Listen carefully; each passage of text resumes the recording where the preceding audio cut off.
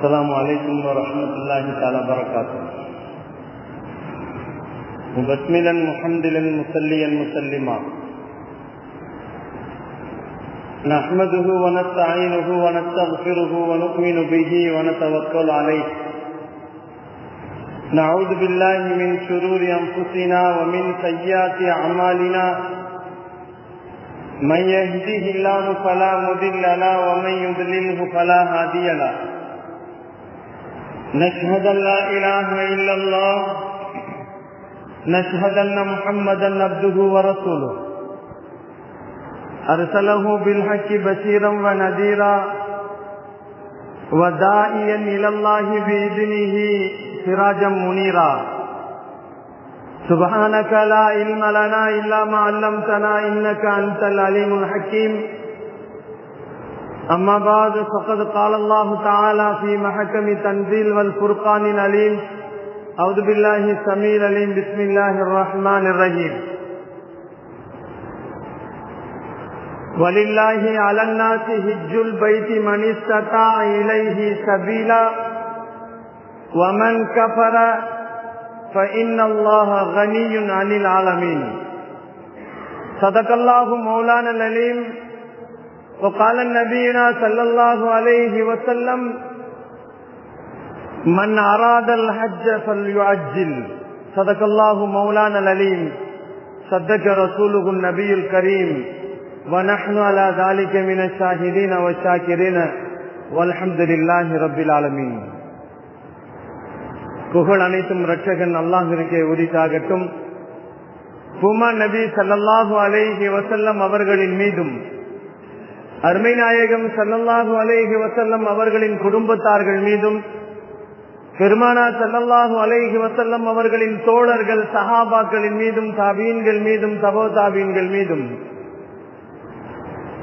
நல்லவர்கள் நாதாக்கள் உலகத்திலே வாழ்ந்து கொண்டிருக்கக்கூடிய முஃமினான முஸ்லிமான ஆண் பெண் இரு சாரார்கள் மீதும் குறிப்பாக உங்களின் மீதும் என் மீதும் அல்லாஹுவின் கருணையும் சாந்தியும் சமாதானமும் என்றென்றும் நின்று நிலவட்டுமாக.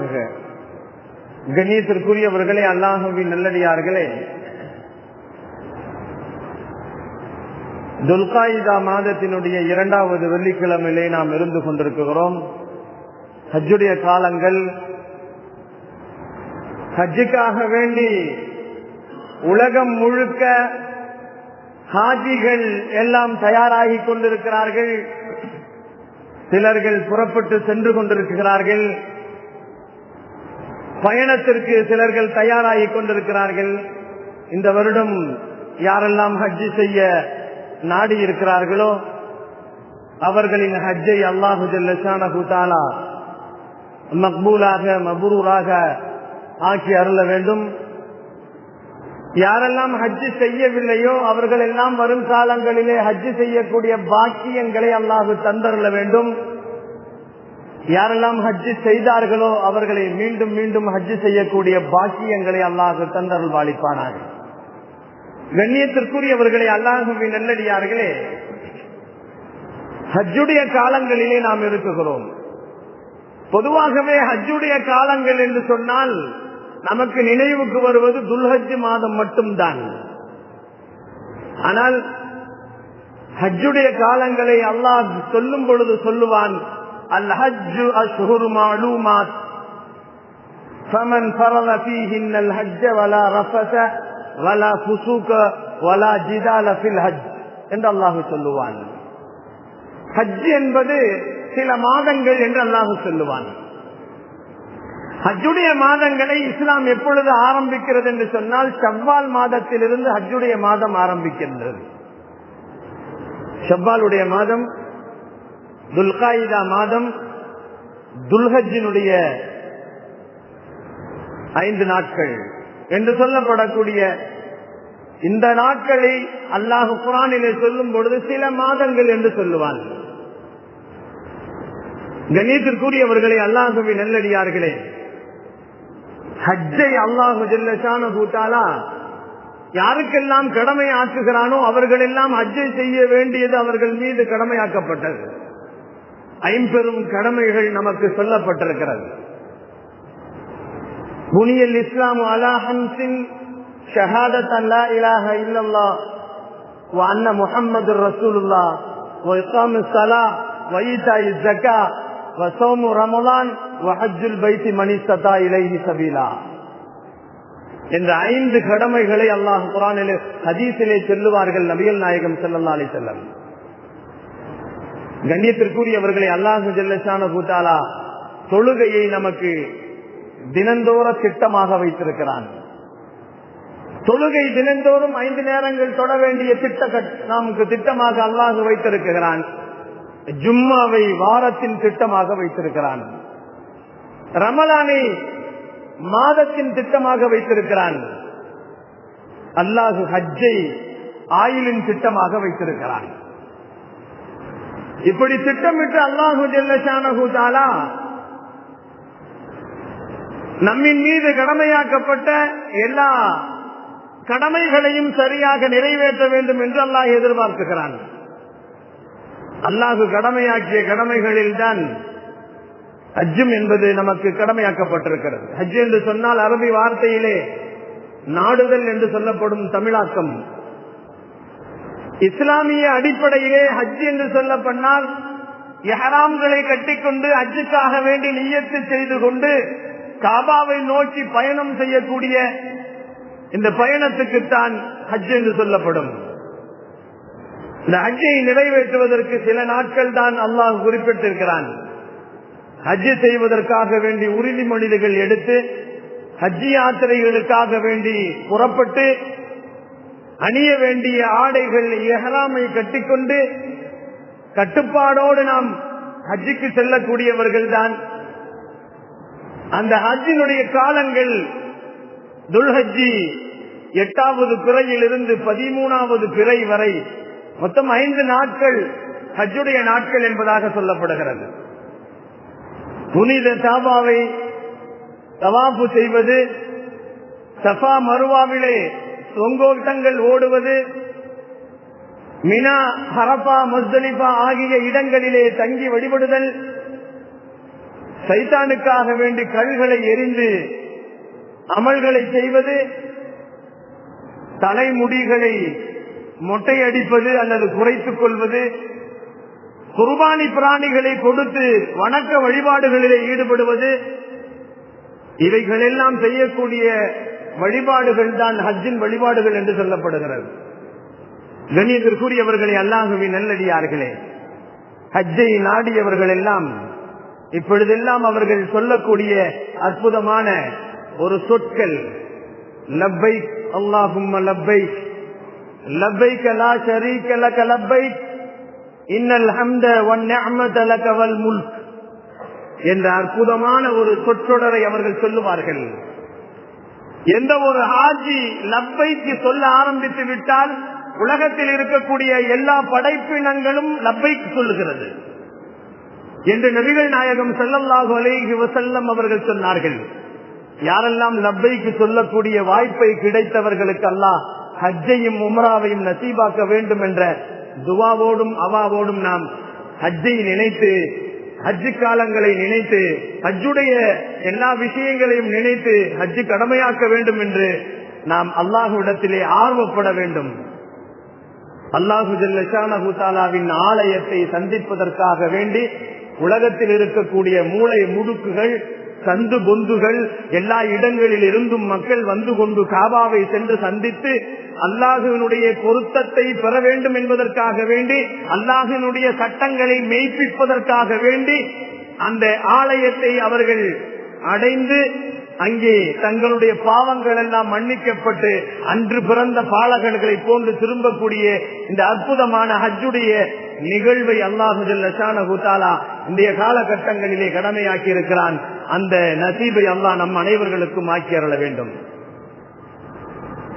அல்லாஹுவின் ஆலயம் காபத்துல்லாஹ், அது மற்ற ஆலயங்களை போன்று அல்ல. காபா மற்ற ஆலயங்களை போன்று, மற்ற வணக்கஸ்தலங்களை போன்று அல்ல. காபாவை அல்லாஹு ஜல்ல ஷானஹு தஆலா தவாஃப் செய்ய சொல்லுகிறான்.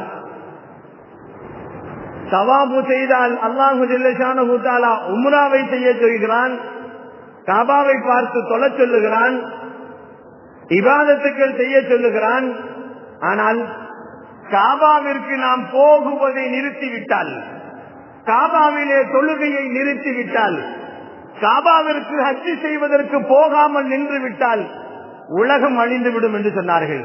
மற்ற ஆலயங்களிலே இபாதத்துக்கள் இல்லாவிட்டாலும், வணக்க வழிபாடுகள் இல்லாவிட்டாலும் ஒன்றும் ஆக போவதில்லை. காபாவிலே இபாதத் இல்லை என்று சொன்னால், ஹஜ் இல்லை என்று சொன்னால், தொழுகை இல்லை என்று சொன்னால், தவாஃப் இல்லை என்று சொன்னால் உலகம் அழியும் என்று சொன்னார்கள் நபிகள் நாயகம் ஸல்லல்லாஹு அலைஹி வஸல்லம் அவர்கள். கண்ணியத்திற்குரியவர்களே, அல்லாஹ்வின் நல்லடியார்களே, நூஹ் அலைஹிஸ்ஸலாமுடைய காலத்திலே வெள்ளம், உலகம் முழுக்க வெள்ளப்பிரளயம் இருந்தது. அந்த நேரத்தில் கூட காபாவை தண்ணீரின் மூலமாக தவாஃப் செய்தார்கள். எப்பொழுது தவாஃப் நிற்கிறதோ உலகம் அழிந்து போகும் என்று சொன்னார்கள் பெருமான் ஸல்லல்லாஹு அலைஹி வஸல்லம். கொரோனா நேரத்தில் கூட தவாஃப் செய்யப்பட்டது. கொரோனா காலங்களில் கூட ஹஜ்ஜுடைய கடமைகள் நிறைவேற்றப்பட்டது. எந்த நேரத்தில் ஹஜ்ஜின் கடமைகள், ஹஜ்ஜிலே தவாஃபுகள் நிறுத்தப்படுமோ நிச்சயமாக கியாமத்து வந்துவிடும் என்பதை தெரிந்து கொள்ளுங்கள் என்று பெருமான் ஸல்லல்லாஹு அலைஹி வஸல்லம் அவர்கள் சொன்னார்கள். இப்னு அப்பாஸ் ரலியல்லாஹு தஆலா அவர்கள் அறிவிப்பார்கள், காபாவிலே ஹஜ் செய்யவில்லை என்று சொன்னால் வானம் பூமியை போர்த்திக் கொள்ளும் என்று சொன்னார்கள். வானமும் பூமியும் ஒன்றாக போய்விடும் என்று சொன்னார்கள் இப்னு அப்பாஸ் ரலியல்லாஹு. எப்பொழுது காபத்துல்லாவிலே தவாஃப் இல்லாமல் போகிவிடுமோ உலகம் அனைத்துமே அழிந்து போகிவிடும். தவாஃப் செய்யக்கூடியவர்கள் குறைந்து விட்டால் உலகத்தின் ஆயுளும் குறைந்து விடும் என்று சொன்னார்கள் பெருமான் ஸல்லல்லாஹு அலைஹி வஸல்லம். இப்படிப்பட்ட அற்புதமான இடம், புனிதமான இடம் காபா. அந்த காபாவை இந்த கண்களிலே பார்க்க வேண்டும் என்ற ஆர்வம் இருக்க வேண்டும். கண்களிலே பார்க்க மட்டுமல்ல, அங்கே சென்று அல்லாஹ்வின் பொருத்தங்களை பெற வேண்டும். அங்கே சென்று ஹஜ்ஜிகளையும் உம்ராக்களையும் செய்ய வேண்டும் என்ற நோக்கமும் ஆசையும் நம்மிடத்தில் இருந்தால்தான் அல்லாஹு ஜல்ல ஷானஹு தஆலா அந்த காபாவிற்கு நம்மை நிச்சயமாக அழைப்பான் என்பதில் சந்தேகம் இல்லை. காபா மிக புனிதமான இடம். இந்த காபாவிற்குள்ளே யாரெல்லாம் நுழைந்து விட்டால் எல்லோருக்கும் அங்கே நிம்மதி இருக்கிறது. வமன் தகலஹு கான ஆமினா, வமன் தகலஹு கான ஆமினா. நபிகள் நாயகம் ஸல்லல்லாஹு அலைஹி வஸல்லம் அவர்களை பார்த்து அல்லாஹு சொல்லுவான், அந்த காபாவிற்குள் உள்ளே நுழைந்து விட்டால் யார் நுழைந்தாலும் சரி அவர்களுக்கு நிம்மதி. புல் பூண்டுகள் நிம்மதியாக இருக்கும், புழுக்கள் எல்லாம் நிம்மதியாக இருக்கும், மரங்கள் நிம்மதியாக இருக்கும், விஷ ஜந்துக்கள் எல்லாம் நிம்மதியாக இருக்கும், மிருகங்கள் எல்லாம் நிம்மதியாக இருக்கும், பறவைகள் எல்லாம் நிம்மதியாக இருக்கும், மனிதர்கள் எல்லாம் நிம்மதியாக இருப்பார்கள். வமன் தகலஹு கான ஆமினா. யார் உள்ளே நுழைந்து விட்டார்களோ அவர்களுக்கு நிம்மதி கிடைக்கும் என்று சொன்னார்கள். ஒரு மனிதன் கொலை செய்து விட்டு கூட அவன் தப்பிப்பதற்காக வேண்டி காபாவிற்குள் நுழைந்து விட்டால் பழிவாங்கப்படாது என்று சொன்னார்கள் நபிகள் நாயகம் ஸல்லல்லாஹு அலைஹி வஸல்லம். காபாவிலே அல்லாஹு ஜல்ல ஷானஹு தஆலா போர் செய்யக்கூடாது என்று தடை செய்திருக்கிறான். சண்டை சச்சரவுகள் செய்யக்கூடாது என்று தடை செய்திருக்கிறான். அல்லாஹு குர்ஆனிலே சொல்லும் பொழுது அழகாக சொல்லுவான், யாரெல்லாம் ஹஜ் கடமையாகிறதோ ஃபமன் ஃபரல ஃபீஹின்னல் ஹஜ்ஜ வலா ரஃபஸ வலா ஃபுசூக வலா ஜிதால ஃபில் ஹஜ். அல்லாஹ் குர்ஆனிலே சொல்லுவான், யாருக்கு ஹஜ் கடமையாகி விட்டதோ அவர்கள் ஹஜ் செய்யட்டும். அவர்கள் ஹஜ்ஜுக்கு போனால் வலா ரஃபஸ வலா ஃபுசூக வலா ஜிதால ஃபில் ஹஜ். ஹஜ் செய்யக்கூடியவர்கள் அங்கே சண்டை சச்சரவுகள், வார்த்தைகள் வித்தியாசமாக போரிடுவதோ, சண்டை சச்சரவு செய்வதோ, கொலை செய்வதோ, கொள்ளையடிப்பதோ இவைகள் எல்லாம் அவர்களுக்கு தடை செய்யப்பட்டிருக்கிறது என்று அல்லாஹ் குர்ஆனிலே சொல்லுவான். கண்ணியமானவர்களே, தவாஃப் செய்யக்கூடியவர்கள் குறைந்தால் உலகத்தின் ஆயுள் குறைந்து விடும் என்று சொன்னார்கள் பெருமான் ஸல்லல்லாஹு அலைஹி வஸல்லம். உலகம் தோன்றியது முதல் கண்ணியப்படுத்தப்படக்கூடிய ஒரு ஆலயம் இருக்கிறது என்று சொன்னால் அது காபாவாக மட்டும்தான் இருக்க முடியும். எத்துணை சுனாமிகள் வந்தும், எத்துணை வெள்ளப் பிரளயங்கள் வந்தும், எத்துணை கொரோனாக்கள் வந்தும், எத்துணை பிரச்சனைகள் வந்தும் அந்த கண்ணியம் குலையாமல் பாதுகாக்கப்படக்கூடிய ஒரே இல்லம் காபத்துல்லாஹ் என்று நபிகள் நாயகம் ஸல்லல்லாஹு அலைஹி வஸல்லம் சொன்னார்கள். யார் போகாவிட்டாலும், காபாவிற்கு யாருமே போகவில்லை என்று சொன்னால் உலகம் அழிந்துவிடும் என்று சொன்னார்கள் பெருமான் ஸல்லல்லாஹு அலைஹி வஸல்லம். கண்ணியமானவர்களே, அல்லாஹ்வின் நல்லடியார்களே, காபாவிற்கு சென்றால் பாவங்கள் எல்லாம் மன்னிக்கப்படும். முன் செய்த பாவங்கள், பின் செய்த பாவங்கள், அனைத்து பாவங்கள் எல்லாம் மன்னிக்கப்படும். பாவங்கள் மன்னிக்கப்படக்கூடிய இடங்களை அங்கே அல்லாஹு ஜல்ல ஷானஹு தஆலா 13 இடங்களுக்கு மேலான இடங்களை அல்லாஹ் குறிப்பிட்டு சொல்லுவான். இந்த இடங்களில் எல்லாம் பாவத்திற்காக வேண்டி மன்னிப்பு தேடினால் அல்லாஹ் மன்னிப்பு செய்யக்கூடியவனாக, அவனுடைய பாவங்களை ஏற்றுக்கொண்டு நன்மைகளாக மாற்றக்கூடியவனாக இருக்கிறான் என்று நபிகள் நாயகம் ஸல்லல்லாஹு அலைஹி வஸல்லம் சொன்னார்கள். காபாவிலே ஹஜ் செய்யக்கூடியவர்களின் பாவங்கள் அனைத்தும் மன்னிக்கப்பட்டு அன்று பிறந்த பிள்ளைகள் போன்று, பாலகருக்கு போன்று மாற்றப்படுவார்கள் என்று நபிகள் நாயகம் ஸல்லல்லாஹு அலைஹி வஸல்லம் சொன்னார்கள். யாரெல்லாம் ஹஜ்ஜுக்கு செல்கிறார்களோ, யாரெல்லாம் உம்ராவுக்கு செல்லுகிறார்களோ அவர்கள் ஒரு காலமும் ஏழைகளாக ஆக மாட்டார்கள் என்ற ஹதீஸை நபிகள் நாயகம் ஸல்லல்லாஹு அலைஹி வஸல்லம் நமக்கு சொல்லுவார்கள். எனவேதான் நாம் ஹஜ்ஜுக்கு செல்ல வேண்டும், முழுமையாக நாம் ஹஜ்ஜுக்கு சென்று வர வேண்டும், முழு நம்பிக்கையோடு ஹஜ்ஜுக்கு போக வேண்டும். அல்லாஹ் சொல்லும் பொழுது வலில்லாஹி அலன்னாஸ் ஹிஜ்ஜுல் பைத்தி மனிஸ்ததா இலைஹி சபீலா, எல்லா கடமைகளையும் அல்லாஹ் சொல்லுகிறான். தொழுகை ஒரு கடமைதான், ஆனால் அதிலே அல்லாஹ் எனக்கு அல்லாஹ்வுக்காக வேண்டி தொழ வேண்டும் என்று அல்லாஹ் சொல்லவில்லை. நோன்பு கடமைதான், வலில்லாஹி என்று சொல்லவில்லை. ஆனால் அல்லாஹ் ஹஜ்ஜை சொல்லும் போது மட்டும் வலில்லாஹி அலன்னாசி ஹிஜ்ஜுல் பைத்தி மனிஸ்ததா, உடல் சக்தியும் பொருளாதாரமும் யாரிடத்தில் இருக்கிறதோ அவர்களுக்கு ஹஜ்ஜி கடமையாகிவிட்டது. அவர்கள் ஹஜ்ஜி செய்தாக வேண்டும். வமன் கஃபர, அடுத்த வாக்கியத்தில் அல்லாஹ் சொல்லுவான், வமன் கஃபர, யார் ஹஜ்ஜி செய்யாமல் வசதி இருந்தும், உடல் வசதியும் பொருளாதார வசதி இருந்தும் யார் ஹஜ்ஜி செய்யாமல் மறுத்து விட்டார்களோ, நிராகரித்து விட்டார்களோ, அனில் ஆலமீன், அல்லாஹ் அவர்கள் ஹஜ்ஜி செய்யாவிட்டால் அதனால் அவனுக்கு எந்த நஷ்டமும் இல்லை, அவனுக்கு எந்த தேவையும் இல்லை, உலகத்தார்களின் தேவைகளை விட்டும் அவன் தனித்தவன் என்று அல்லாஹ் சொல்லுவான். நாம் ஹஜ்ஜி செய்தால் அல்லாஹ்வுக்கு லாபம் இல்லை, நாம் ஹஜ்ஜி செய்யாவிட்டால் அல்லாஹ்விற்கு நஷ்டம் இல்லை. ஹஜ்ஜி செய்தால் நம் பாவங்கள் மன்னிக்கப்படும். ஹஜ்ஜி செய்யவில்லை என்று சொன்னால் நபிகள் நாயகம் ஸல்லல்லாஹு அலைஹி வஸல்லம் கடுமையாக சாடி சொல்லி இருக்கிறார்கள். ஹஜ்ஜி யாருக்கு கடமையாகி அவர்களுக்கு பொருளாதாரமும் இருந்தும், அவர்களுக்கு உடல் வலிமைகளும் இருந்தும், எல்லா வசதிகளும் இருந்தும் யார் ஹஜ்ஜி செய்யாமலே இருக்கிறார்களோ அவர்கள் யகூதிகளாக, நசராணிகளாக மரணிக்கட்டும் என்று சொன்னார்கள். நபிகள் நாயகம் ஸல்லல்லாஹு அலைஹி வஸல்லம் அவர்கள் ஹஜ்ஜி செய்ய வேண்டும் என்று சொன்னால் முதலிலே நமக்கு அல்லாஹ்வின் இல்லத்தின் மீது பிரியம் வேண்டும், அல்லாஹ்வின் மீது காதல் வேண்டும். நாயகம் பெருமான் ஸல்லல்லாஹு அலைஹி வஸல்லம் சொல்லுவார்கள், ஹஜ்ஜி செய்ய வேண்டும் என்ற நாட்டம் நமக்கு இருக்குமையானால் அல்லாஹ்வின் மீது நம் காதல்களும் ஆசைகளும் இருந்தால் நிச்சயமாக ஹஜ்ஜி நம்மை அல்லாஹு தஆலா நிறைவேற்றுவார். பக்தாத் நகரிலே ஒரு மனிதர் ஹஜ்ஜிக்கு புறப்படுகிறார். அப்படி புறப்படுகின்ற நேரத்திலே அவரின் மகனார், ஒரு 7 வயது மகனார், வாப்பாவிடத்துல கேட்கிறார், எங்க புறப்படுறீங்க? இறையில்லம் காபாவிற்கு நான் செல்லுகிறேன் என்று சொல்லுவார். இறையில்லை என்று சொன்னால் அதிலே அல்லாஹ் இருக்கிறானா என்று மகன் கேட்பார். ஆம் என்று சொல்வார் தகப்பனார். உடனே அந்த மகன் கேட்பான், வாப்பா நானும் வருகிறேன் என்று சொல்லுவான். 7 வயதிலே உனக்கு ஹஜ்ஜி கடமை இல்லை என்று வாப்பா சொல்லுவார். மகன் சொல்லுவான், எனக்கு கடமை இல்லாவிட்டாலும் பரவாயில்லை, நான் ஹஜ்ஜிக்கு வருவேன், என்னை அழைத்து செல்ல வேண்டும் என்று சொல்லுவான். பகதாதில் இருந்து வாப்பாவும் மகனும் 2 பேர்களும் ஹஜ்ஜிக்கு புறப்பட்டு வருவார்கள். நீண்ட காலங்கள், அன்றைய ஹஜ்ஜினுடைய காலங்கள் எல்லாம் 1 வருடம் ஆகும் ஹஜ்ஜி செய்வதற்கு.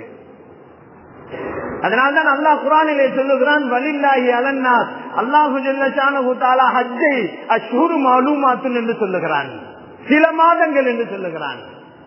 ஒரு வருடத்துக்கு முன்னாலே ஹஜ்ஜுக்கு புறப்பட்டு விடுவார்கள்.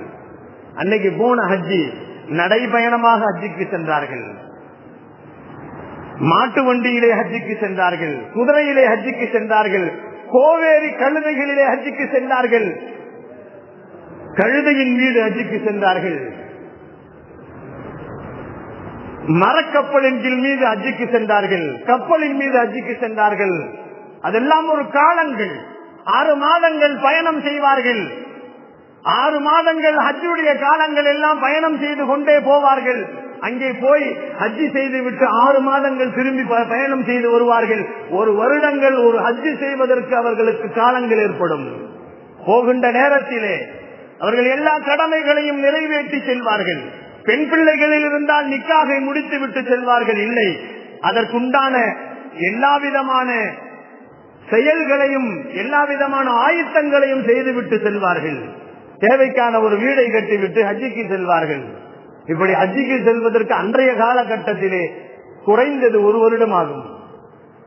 கண்ணியமானவர்களே, அல்லாஹ்வின் நல்லடியார்களே, இன்றைய காலகட்டத்திலே 6 மணி நேரத்திலே நாம் இங்கே புறப்பட்டால் 6 மணி நேரத்திலே மக்காவிலே போய் நிற்கலாம். மிக வேகமாக காலங்கள் சுருங்கிவிட்டது, பயணங்கள் சுருங்கிவிட்டது, துன்யா சுருங்கிவிட்டது, மனிதனின் ஆயுள் சுருங்கிவிட்டது, எல்லாம் சுருங்கிவிட்டது. 1 வருடங்கள் பயணம் செய்து 6 மாதங்கள் பயணம் செய்து ஹஜ்ஜை முடித்து விட்டு 6 மாதங்கள் திரும்பி பயணம் செய்து வந்த காலங்கள் எல்லாம் போய் 6 மணி நேரத்திலே ஹஜ்ஜுக்கு போகிறார்கள். 40 நாட்கள் அல்லது 35 நாட்கள் ஹஜ்ஜுடைய காபாவுலே உம்ராவையும் ஹஜ்ஜையும் செய்துவிட்டு திரும்புகின்ற சூழல்கள் இன்று காலங்கள் சுருங்கி போய்விட்டது. கண்ணியமானவர்களை, இவ்வளவு சுருக்கமாக இருந்தும் ஹஜ்ஜி செய்வதற்கு கடமையானவர்கள் ஹஜ்ஜி அவர்கள் மீது கடமையாகி விட்டது என்பதை கூட தெரியாமலேயே வாழ்ந்து கொண்டிருக்கிறார்கள். ஆனால் அவர்கள் சொல்லக்கூடிய காரணங்கள், வீடு கட்டிக் கொண்டிருக்கிறேன், அடுத்த வருடம் செல்வேன், பிள்ளைக்கு திருமணம் நிச்சயம் பண்ணி இருக்கிறேன், வரும் வருடம் செய்வேன். நாம் எல்லாம் சொல்லலாம், ஆனால் வருடம் நமக்கு ஹயாத் இருக்குமா என்பதற்கு சந்தேகம்தான். நபிகள் நாயகம் ஸல்லல்லாஹு அலைஹி வஸல்லம் சொன்னார்கள், ஹஜ்ஜி உன் மீது எப்பொழுது கடமையாகிவிட்டதோ வமன் அராதல் ஹஜ்ஜ ஃபல்யுஅஜ்ஜில், உடனடியாக தீவிரமாக நீ ஹஜ்ஜி செய் என்று நபிகள் நாயகம் ஸல்லல்லாஹு அலைஹி வஸல்லம் சொன்னார்கள். அந்த குழந்தையும் தகப்பனும் பக்தாதிலிருந்து ஹஜ்ஜிக்கு புறப்படுவார்கள். புறப்பட்டு போவார்கள். போகின்ற நேரத்திலே காபாவிற்கு செல்லக்கூடியவர்கள் 2 பேர்களும் நேராக போய் காபாவிற்குள்ளே நுழைந்து மக்காவினுடைய ஹரமிலே நுழைந்து மகனை கூப்பிட்டு சொல்லுவார், காபத்துல்லா இதுதான் பார்த்துக்கொள், இறை இல்லம் இதுதான் பார்த்துக்கொள் என்று. மகனார் காபாவை பார்த்தவுடன் இறந்து போவார். நீண்ட தூரங்கள் பயணம் செய்து பக்தாதில் இருந்து மகனை அழைத்துக் கொண்டு சிறிய குழந்தை காபாவை பார்த்தவுடன் இறந்து போவார். அங்கே அவருக்கு சொல்லப்படும், அஸ்ரீரி சத்தத்திலே சொல்லப்படும், நீ காபாவை பார்க்க வந்தாய், நீ காபாவை பார்த்து விட்டாய். உன் மகன் காபாவின் ரப்பை பார்க்க வந்தான், காபத்துல்லாவிலே அல்லாஹுவை பார்க்க வந்தான், அவனை அல்லாஹ் அழைத்துக் கொண்டான் என்று சொன்னார்கள்.